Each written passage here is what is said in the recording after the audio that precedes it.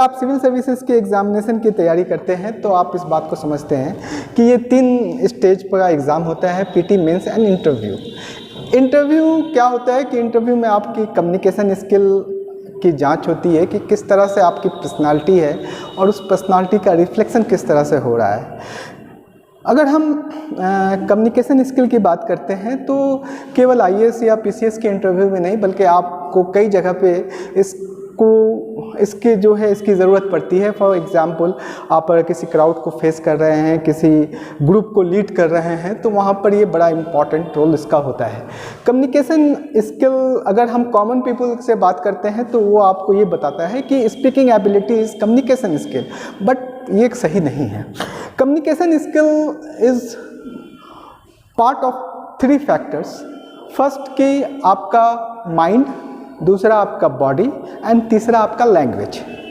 सबसे पहले बात करते हैं कि कोई भी व्यक्ति किसी भी प्रकार के कम्युनिकेशन स्किल को स्टेबल करने के लिए सबसे पहले वो ये सोचता है कि हमें क्या क्या चीज़ों के इंफॉर्मेशन को शेयर करना है, किस किस लोगों को के साथ शेयर करना है, कौन से ऐसे इंफॉर्मेशन है जिसको अभी नहीं बताना है। तो एक आपके अंदर एक इंफॉर्मेशन को लेके एक क्लैरिटी होनी चाहिए। दूसरी बात यह है कि आप जब किसी भी प्रकार के क्राउड या इंटरव्यू को फेस करते हैं तो ऑब्वियसली है कि कुछ आप नर्वस होते हैं, तो ऐसे कंडीशंस में आपको अपने आप को पॉजिटिव रखना है। आपको ये सोचना है कि नहीं, मैं जो बताने जा रहा हूँ वो सामने वाले के लिए ज़रूरी है या सामने वाला उस चीज़ को जानना चाहता है। तो एक आपके अंदर एक कॉन्फिडेंस डेवलप होनी चाहिए। तीसरी बात यह है कि आप हमेशा जो है वो सत्य बोलने के, ट्रुथ बोलने के प्रयास कीजिए, क्योंकि जब आप झूठ बोलते हैं तो फिर आप अपने आप को याद करते हैं कि हमने उस समय क्या बोला, क्या नहीं बोला। हर क्वेश्चंस को ओपन माइंड सुनिए। मतलब ये है कि आप उस क्वेश्चंस को जब सुन रहे हों तो उसके नैरो चीज़ों पर ध्यान ना दे करके उसके जो ओपन चीज़ें हैं या उसके जो बृहत माने हैं उस पर ध्यान रखिए। जब आप इन सारी चीज़ों की तरफ आगे बढ़ लेते हैं तब फिर आपको ये रिएक्ट करना होता है कि हम कैसे बोलें। ठीक है, तो आपका लैंग्वेज एक इम्पॉर्टेंट पार्ट होता है, लेकिन लैंग्वेज से पहले आपके बॉडी मूवमेंट कैसे होनी चाहिए उस पर भी बहुत ध्यान रखने की ज़रूरत है। फर्स्ट ऑफ ऑल, जब हम किसी से भी बात करते हैं, चाहे वो इंडिविजुअल बात कर रहे हो या ग्रुप में बात कर रहे हो या इंटरव्यू पैनल के साथ बात कर रहे हो, तो हमें इस बात का ध्यान रखना चाहिए कि हमें आई कांटेक्ट को बनाकर रखना चाहिए। जिस व्यक्ति ने हमसे जो पूछा है उसके साथ हमारा आई कांटेक्ट होना चाहिए।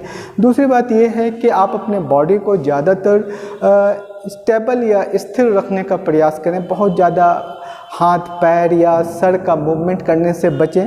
हाँ, अगर आवश्यकता हो तो थोड़ा बहुत हाथ का उपयोग कर सकते हैं।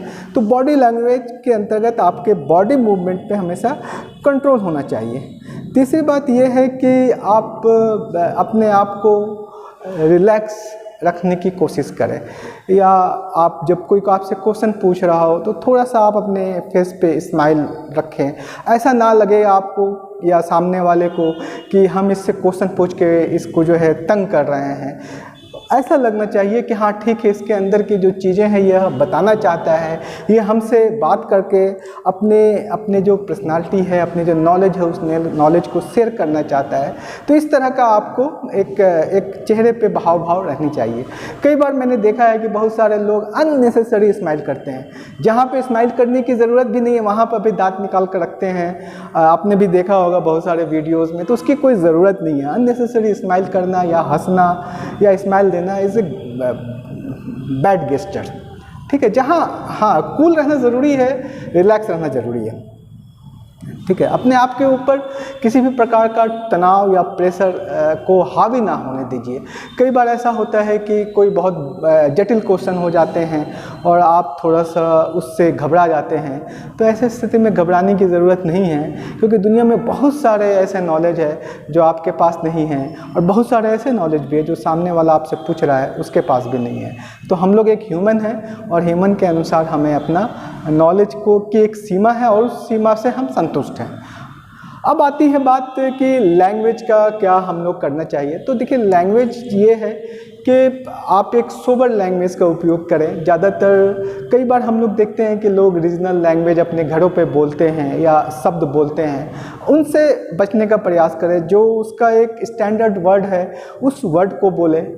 दूसरी बात यह है कि आपके जो लाइन हैं, जो आप सेंटेंस बोल रहे हैं, वो सेंटेंस बहुत लंबा ना हो, यानी कि ऐसा ना हो कि 20-25 वर्ड का सेंटेंस बोल रहे हैं। ट्राई ये कीजिए कि 10 वर्ड तक में अपना सेंटेंस, 10-12 वर्ड में अपने सेंटेंस को ख़त्म करिए। दूसरी बात यह है कि एक सेंटेंस में किसी एक वर्ड को 1-2 बार या 3 बार उसका प्रयोग ना करें।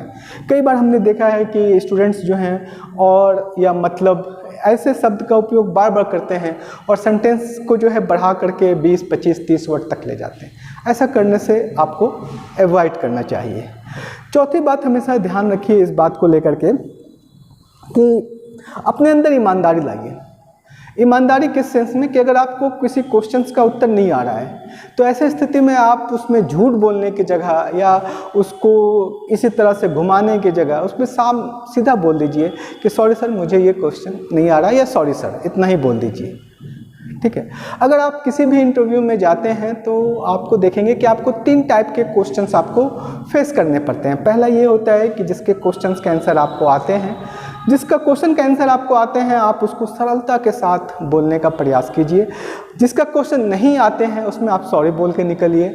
और तीसरा टाइप के जो क्वेश्चन होते हैं जिसको हम लोग ओपिनियन बेस्ड क्वेश्चन कहते हैं, यानी जिसमें कि वो आपके राय मांग रहे हैं, तब ऐसे स्थिति में आप उसको अपना राय ज़रूर दीजिए।